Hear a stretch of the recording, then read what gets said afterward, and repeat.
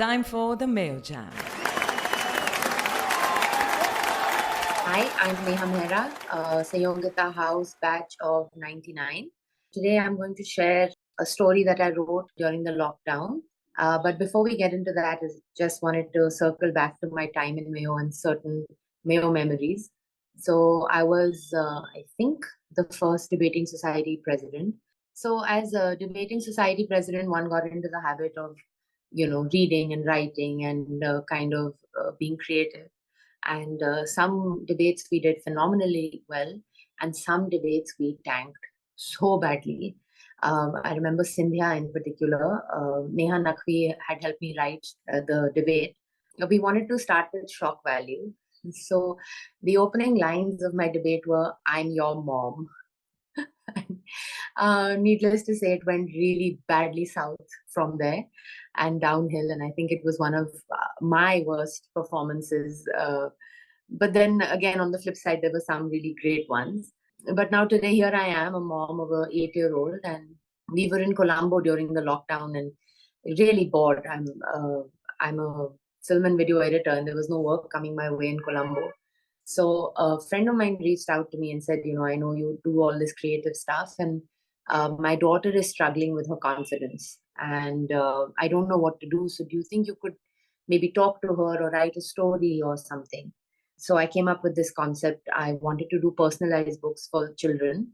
The idea was to personalize it, have the child's name in it.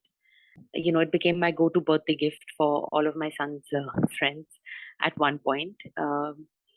And the idea behind it was to spell out the word confidence as she goes about her adventure, and also to allow children and let them remember that everything lies within them.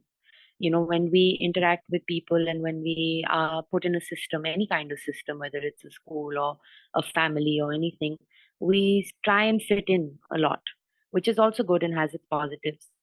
But sometimes we might lose out on some essence of ourselves. And I think all children are born confident and all children are born inquisitive, and they're all born with an innate sense of humor. So this was an attempt to bring all of that back and for them to remember to hold on to certain aspects of their lives or their personality, because the external factors may make you believe that you've lost it, but then if you really introspect, you'll find that it's all still there. So today I'd like to read out that story for everyone, and where I say Sia, please feel free to put in your own name, and I hope this helps the children inside us and our children, because that's the intent with which it was written. So here goes. The book is called Sia's Adventure. Sia is a little girl who lives in a city with a bay. She loves her family and is happy almost every day. But one day Sia felt that something was not quite right. Her confidence had gone missing and she tried to look for it with all her might. Will Sia find her confidence? Would you like to see? Journeys begin with simple steps. 1, 2, 3. Can you guess whom she first met? Was it someone you'd like as a pet? A chameleon sitting on a rock gave poor Sia a dreadful shock. Why was the chameleon sad? Just because his colors changed slow? But Sia managed to cheer him up, for there was one thing she did know. Practice makes perfect, she said. You'll find your speed one day. That cheered up the chameleon, and he went on his merry way. Whom did Sia meet next? Let's look and see. It was Orange Nectarine swimming in cream. But now, was he sour or was he sweet? Was he still a fruit or a sugary treat?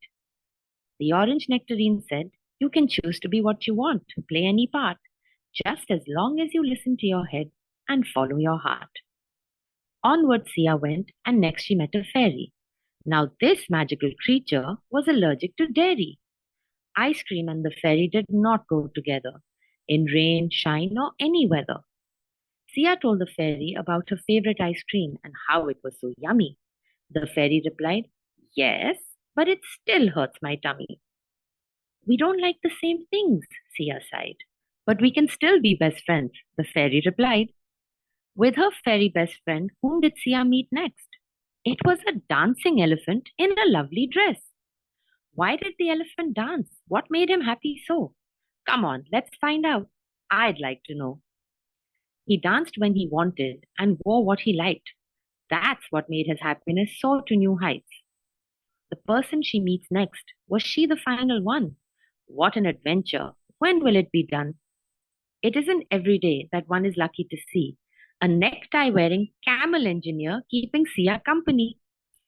People did make fun of her and her way, but a confident camel wore her necktie every day.